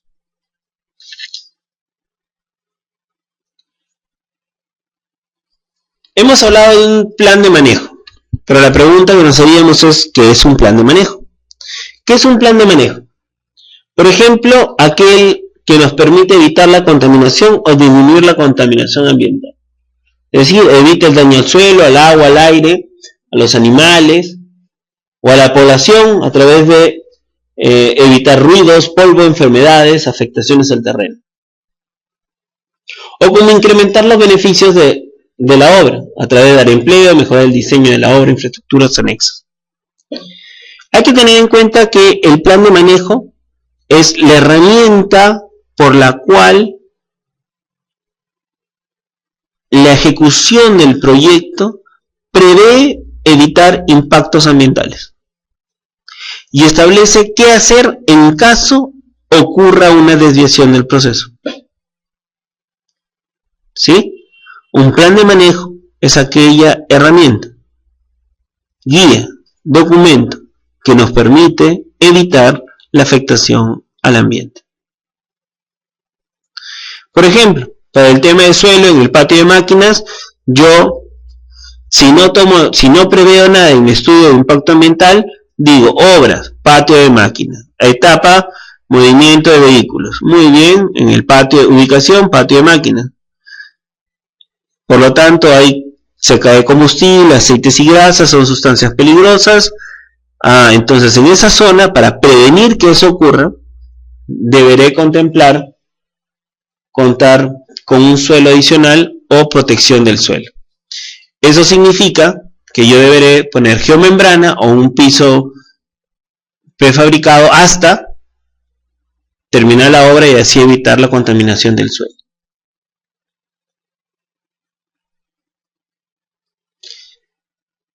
Pero ¿qué actividades realiza la DEGASA? O sea, ¿qué hace la DEGASA? ¿No? Porque una cosa es, hasta ahora hemos visto en el sistema cómo funciona, pero tenemos que saber qué es lo que hace la DEGASA. ¿Qué hace la DEGASA? La DEGASA, a través de la gestión ambiental, ve el manejo, la restauración de las canteras, los depósitos de materiales excedentes, más conocidos con DME. Como ya se indicó, estas actividades que realiza la DEGASA permiten que a través de la gestión ambiental se evalúe y se haga seguimiento al manejo y restauración, especialmente las canteras, que al no formar parte de nuestro proyecto en sí, muchas veces dejamos estos tres aspectos que a continuación conversamos, digamos, son los más débiles en la gestión, especialmente de proyectos viales. El tema de los depósitos de materiales excedentes o DME, que deben ser lugares autorizados, que deben ser lugares aptos y cuya intervención durante la ejecución de la obra debe permitir no generar pasivos ambientales para poder controlarlo y no genere impactos en la infraestructura que nosotros hemos terminado de construir. Y el tema de la gestión social son dos componentes muy importantes que en los últimos años se ha comenzado a interiorizar y a entender que el ser humano forma parte del ambiente, y no es que el ambiente forme parte del ser humano. Entonces, esa concepción permite que nosotros, a través de la gestión social, la participación ciudadana se vuelve una pieza clave para poder lograr el objetivo de involucrar y de mejorar la gestión a nivel de la sociedad y cómo ésta puede participar en la toma de decisiones y en la incorporación de proyectos a sus sistemas productivos. Por otro lado, el tema del plan de compensación y reasentamiento involuntario, llamado PACRI, que es uno de los procesos que la DEGASA viene cumpliendo, dado que, como indicamos, el famoso derecho de vía muchas veces es tomado por las poblaciones aledañas, no permitiendo ampliaciones o, en algunos casos, hay obras prioritarias que el Estado ha tomado la decisión de ejecutarlas y que necesitan, obviamente, pasar por terreno de terceros, y es donde se aplica este proceso de reasentamiento voluntario.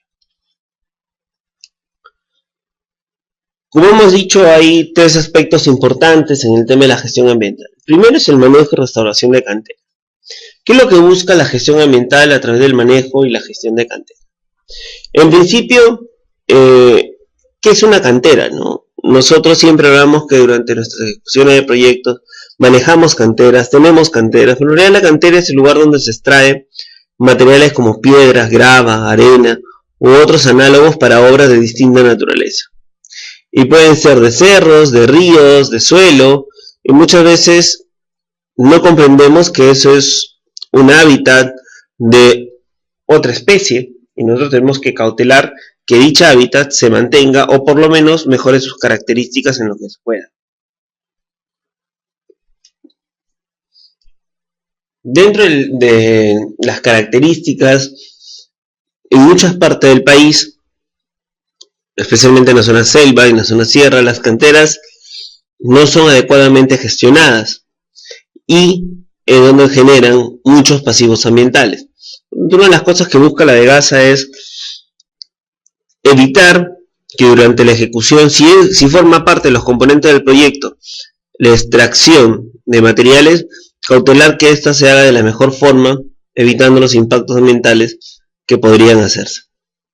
Y especialmente dejando debilitada algunas laderas, especialmente en la zona selva, donde por ejemplo vemos una cantera disturbada, que es un cerro cortado para extraer material, pero si lo vemos tal cual, ese podría generar no solamente un pasivo ambiental, sino también podría ocasionar accidentes, dado la naturaleza como se ha dejado dicha cantera, ¿no? Ustedes ven ahí los taludes no han sido estabilizados, los cortes han sido no técnicamente establecidos, y lo que tenemos que hacer es una restauración.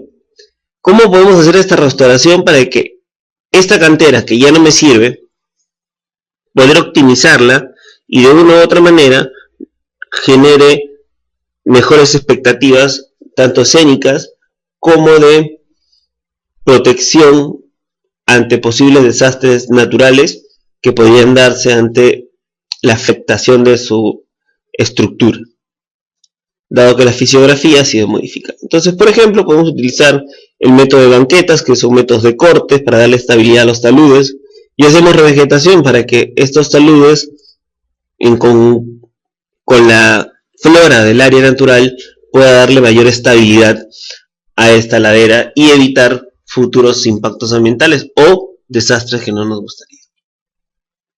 ¿Qué son los DME? Los DME, que son los depósitos de material excedente, son las áreas en donde se elimina los materiales de desecho procedentes de la ejecución del proyecto vial. Es por ello que tenemos que entender que las características del terreno están muy vinculadas a conseguir la estabilidad del DME, porque este depósito de material excedente involucra un diseño antes del depósito del material, para poder determinar cuál debe ser el grado de compactación, si hay necesidad de construir obras de artes como muros de contención u obras de drenaje.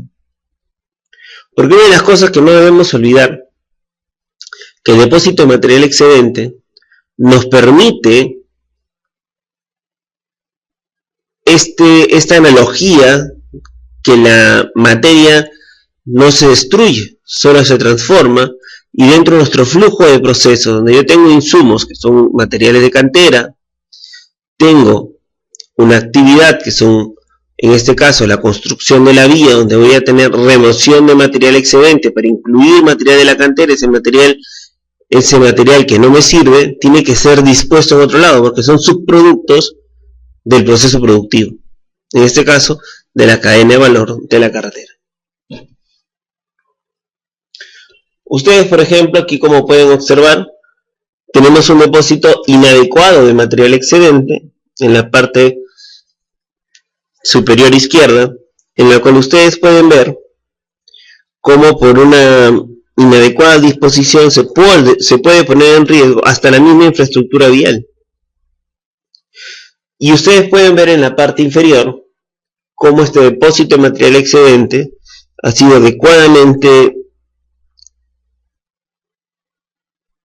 evaluado y operado de tal forma de que, por ejemplo, con la finalidad de evitar que las lluvias de la zona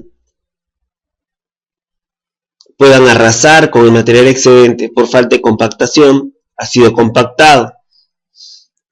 Y este proceso de compactación no solamente nos ha conllevado a tener un material excedente compactado, sino a través de un mecanismo de banquetas que evita el deslizamiento de la parte superior del cerro. Además, para evitar que en caso de lluvias esta pueda ceder, se ha puesto un canal de drenaje que permita circular el agua proveniente de las lluvias.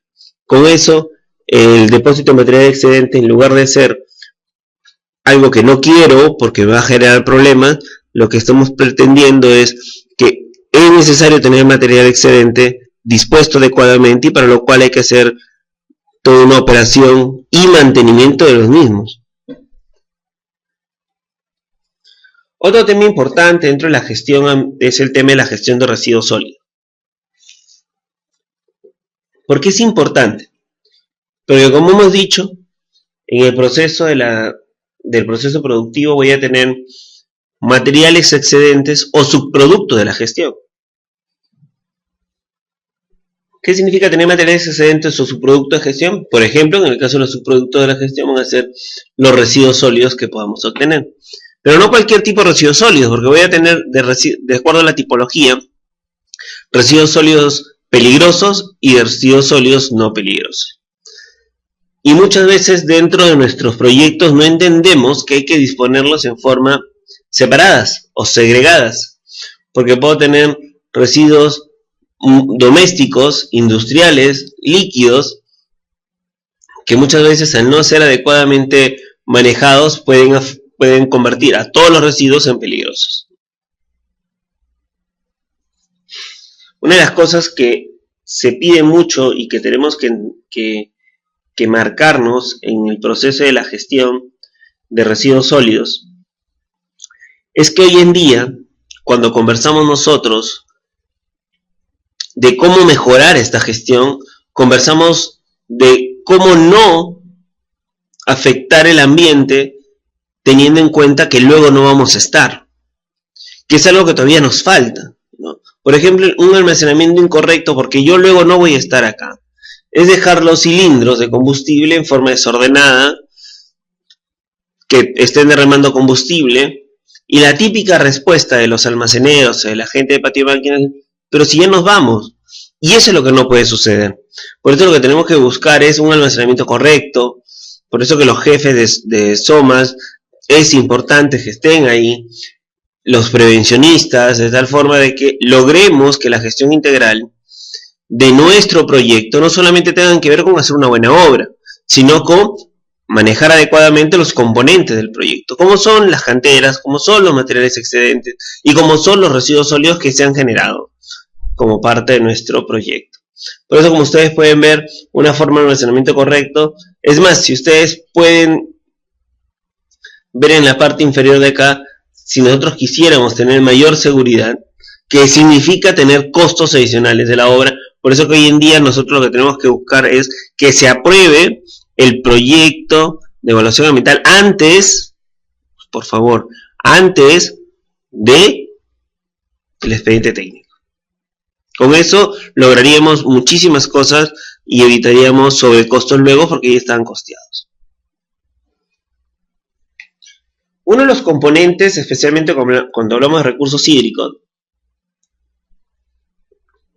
es cómo interactúan los actores y responsables de la gestión del mismo.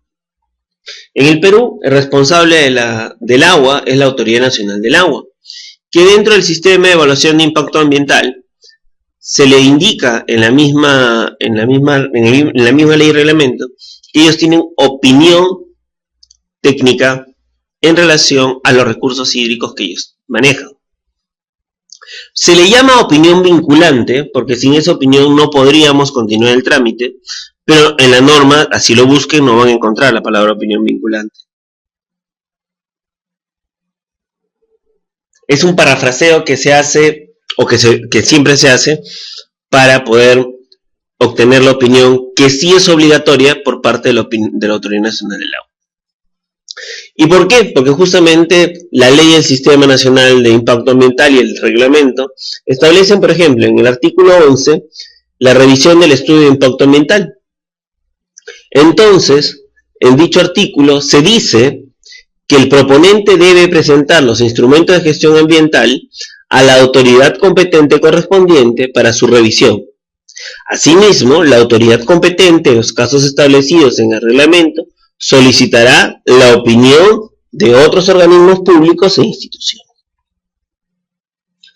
Luego, nosotros hablamos en el reglamento cuáles son estas opiniones. Y el artículo 44 establece que las opiniones técnicas para la evaluación de la solicitud de clasificación y sin perjuicio de los plazos establecidos, cuando sí lo requiera, la autoridad competente podrá solicitar la opinión técnica de otras autoridades, las mismas que se tendrán en consideración en el momento de formular la resolución. Para aquellos proyectos relacionados con recursos hídricos, se debe solicitar opinión técnica sobre los términos de referencia a la Autoridad Nacional del Agua. En el artículo 53 se dice que de las opiniones técnicas debe darse conformidad con de acuerdo a lo establecido en el artículo 81 de la ley, de la ley, que es la ley 29.338, ley de recursos hídricos. Para la aprobación de los estudios de impacto ambiental relacionados al recurso hídrico se debe contar con la opinión favorable de la Autoridad Nacional del Agua respecto a la gestión del recurso hídrico. Por eso que yo les decía, no vamos a encontrar la palabra vinculante, la opinión técnica del responsable administrativo y técnico de recurso hídrico.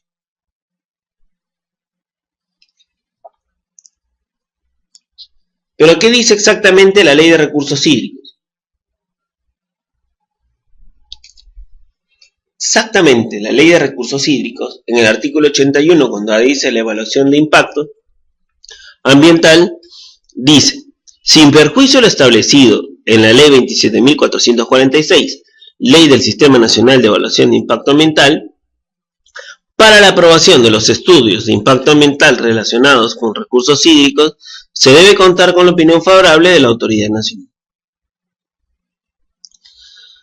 Pero no solamente quedó ahí, sino también se sacó la resolución jefatural 106/2011 ANA, en el cual se estableció el procedimiento para la emisión de la opinión técnica, que tiene los pasos básicos y que le permite al evaluador de la Autoridad Nacional del ANA poder establecer cuál es este marco general y que el administrado o el que requiere dicha información tenga la transparencia suficiente para saber qué temas va a evaluar, ¿no?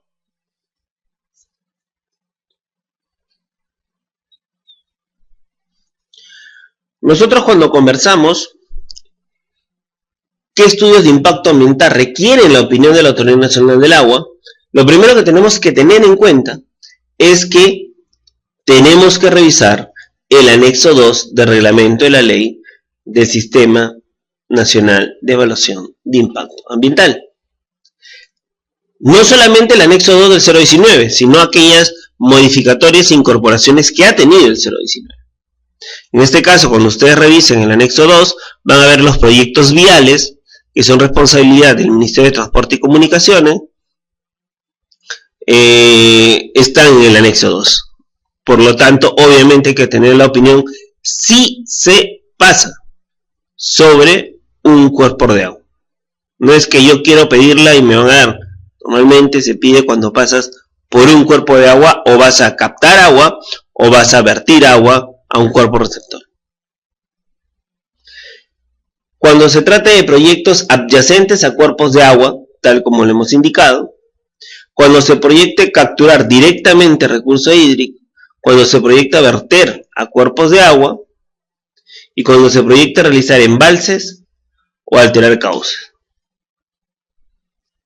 Son las principales razones por las cuales se requiere la opinión de la Autoridad Nacional del Agua.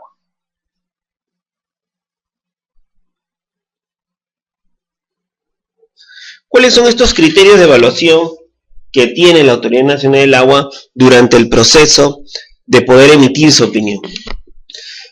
Uno de los temas que la directiva o el lineamiento de la Autoridad Nacional del Agua establece es que los impactos en cuanto a la calidad, cantidad y oportunidad de recurso hídrico deben ser tomados en cuenta por lo dispuesto por el sector competente.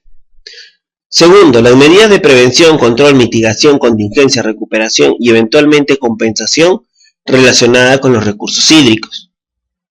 Y tercero, los criterios y metodologías para definir el caudal ecológico. Vamos por partes y vamos a ver que nuestros proyectos muchas veces van a, tal vez no modificar cauces, pero sí van a pasar a través de los puentes, o van a hacer algunas defensas como obras que ayuden a poder alargar la vida útil de las vías. Entonces, nosotros, cuando vamos a establecer las razones y las causas, uno de los temas que es sumamente importante es el tema de calidad, cantidad y oportunidad. ¿Por qué? Porque nosotros tenemos que tener en cuenta que si afectamos el cuerpo receptor en un punto, aguas abajo, un siguiente usuario puede verse afectado. Eso tiene que ver el tema de la calidad. Muchas veces en nuestro proyecto lo más importante es el tema de la calidad de agua, porque no debemos afectarle en el tiempo. Y el tema de los criterios y metodologías para definir el caudal ecológico, bueno, les comento, no necesariamente tiene que ver mucho con el tema de obras viales, pero sí con otro tipo de proyectos que más que todo captan agua, ¿no? Como son los proyectos hidroenergéticos, los proyectos agrícolas. Esos proyectos sí están muy vinculados al proceso de determinación del caudal ecológico. Y el caudal ecológico es la cantidad mínima de recurso hídrico que permite mantener la vida en la cuenca. Entonces ahí hay que tener mucho cuidado, porque de no ser así, estaríamos afectando la calidad, no solamente al cuerpo receptor, sino de toda la cuenca, y a su vez estaríamos generando un vacío. Y ese vacío podría generar que otros usuarios se queden sin recurso hídrico o nosotros mismos depredemos el recurso y por último afectemos todo el sistema o todo el ecosistema natural que tenía esa cuenca.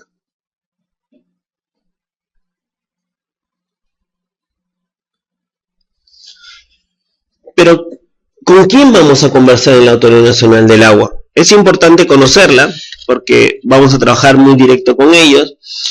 Y la Autoridad Nacional del Agua está conformada por un consejo directivo, una jefatura, una secretaría general y sus órganos de línea. Dentro de los órganos de línea, vamos a ver la Dirección de Gestión de Conocimiento, la de Administración de Recursos Hídricos, la de Conservación y Planeamiento, la de Estudios y Proyectos, y la Dirección de Gestión de la Calidad de los Recursos Hídricos, que de acuerdo al artículo 32 del Reglamento de Operaciones de Organización y Funciones, ROF, se han establecido para ellos 10 funciones. ¿Y por qué tenemos que ver a la Autoridad del Agua, a la Dirección General, a la Dirección de Gestión de Calidad de Recursos Hídricos? Porque en el marco de la gestión pública, el aprovechamiento multisectorial y sostenible de los recursos hídricos se maneja por cuencas hidrográficas. Es decir, a mí me interesa saber qué es lo que pasa en los límites de una cuenca. Por lo cual, se le encargó a la Autoridad del Agua ser el ente rector y máxima autoridad técnico-normativa en el Sistema Nacional de Gestión de Recursos Hídricos, responsable de dicho funcionamiento. Por lo tanto, la administración exclusiva de las fuentes naturales del agua es de esta organización que busca mejorar los recursos hídricos a nivel de las cuencas hidrográficas que tenemos. ¿Cómo es este proceso y cuántos días nos demora? La solicitud de la opinión técnica, que debe ser solicitada por el Ministerio de Energía y Minas para el tema de minería, energía y hidrocarburos, producción, acuícolas, pesqueras industriales, vivienda para tratamientos, lagunas de oxidación, agricultura para presas y canales, el MTC para carreteras con sistema de transporte masivo.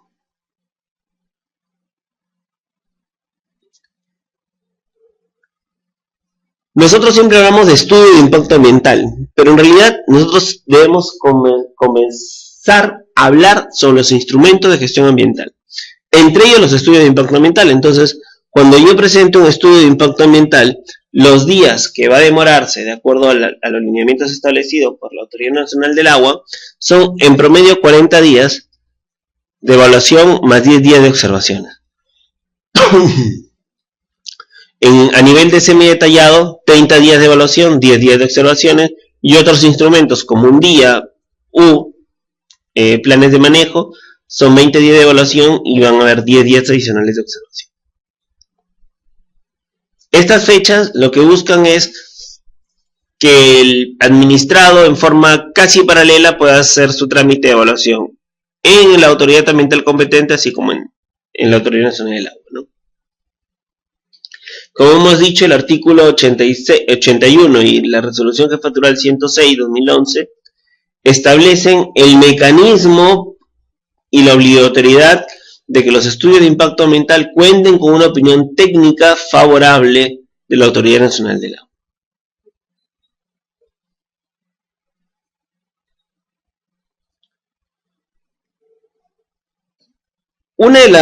Como hemos dicho, ¿cómo mejorar estos criterios de evaluación que son el tema de la calidad, cantidad, oportunidad, el tema del plan de manejo a través de la prevención, mitigación, contingencia y los criterios de metodologías para definir el caudal ecológico?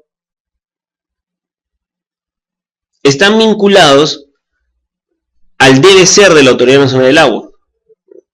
He ahí la gran importancia de comprender cómo la Autoridad Nacional del Agua viene ejerciendo mecanismos para cautelar y proteger los recursos hídricos en el Perú, ¿no? Para ello debemos fortalecer las capacidades de los profesionales que actualmente tenemos, certificar los procedimientos de evaluación de los instrumentos, estandarizar la evaluación de los instrumentos, elaborar documentos que faciliten la evaluación, implementar un sistema de evaluación en línea y hacer una clasificación de proyectos de acuerdo a los impactos ambientales que tenemos. ¿Por qué? Porque nosotros lo que buscamos es justamente reducir las posibilidades de la discrecionabilidad, que es la parte más complicada, y ser un proceso más técnico, deductivo, y que nos permita comprender la naturaleza de que el recurso hídrico no debe ser afectado porque forma parte de un todo, y ese todo se llama naturaleza, y esa naturaleza está conformada por ecosistemas. Si nosotros afectamos el cuerpo receptor de agua, donde forma parte, y además es la sangre de la tierra, si afectamos la sangre podría terminar enfermo. Y ahí la importancia de poder lograr estandarizar procesos, lograr certificar procesos, elaborar documentos que oriente tanto a los evaluadores como a los administrados, reducir el tiempo ocioso de ir a las ventanillas a dejar nuestros documentos cuando podemos todos hacerlos en línea hoy en día con la tecnología a la mano, y coordinar directamente con el sistema de evaluación de impacto ambiental administrado por la Dirección General de Políticas, Instrumentos y Políticas del Ministerio del Ambiente, poder hacer una nueva clasificación de acuerdo a los impactos, y eso podría aminorar el proceso de evaluación. ¿Cómo mejorar estos mecanismos de coordinación? Hay un aspecto que no podemos dejar de considerar, que es cómo van a interactuar las comunidades, que justamente por el sistema de la democracia en nuestro país se genera un ambiente naturalista de los recursos naturales. ¿Por qué naturalista? Porque el ciudadano, el poblador peruano, va a asumir que los recursos naturales son suyos, y así lo establece la Constitución Política. Pero son administrados a su vez por el gobierno nacional. Y ahí es donde comienzan los problemas, y por eso que hay que fortalecer y hacer entender a través del Ministerio de Cultura, del Viceministerio de Interculturalidad, a las comunidades, hacer un trabajo muy fuerte para poder transmitir que ellos van a gestionar el recurso, pero recursos de todos, no solamente donde nace el recurso hídrico. En el tema de carreteras no se ve mucho los problemas sociales en relación al manejo de agua, pero para otros proyectos como los hidráulicos, los hidroenergéticos, los agrícolas, ahí sí hay mucho problema, porque van a haber competencias entre áreas que conforman una misma cuenca por tener más o menor agua. Entonces hay que tener mucho tino, mucha paciencia y evitar de una u otra manera trabajar en una forma aislada, sino más bien hacer programas intersectoriales que nos permitan jugar en pared con la gente del Viceministerio de Interculturalidad.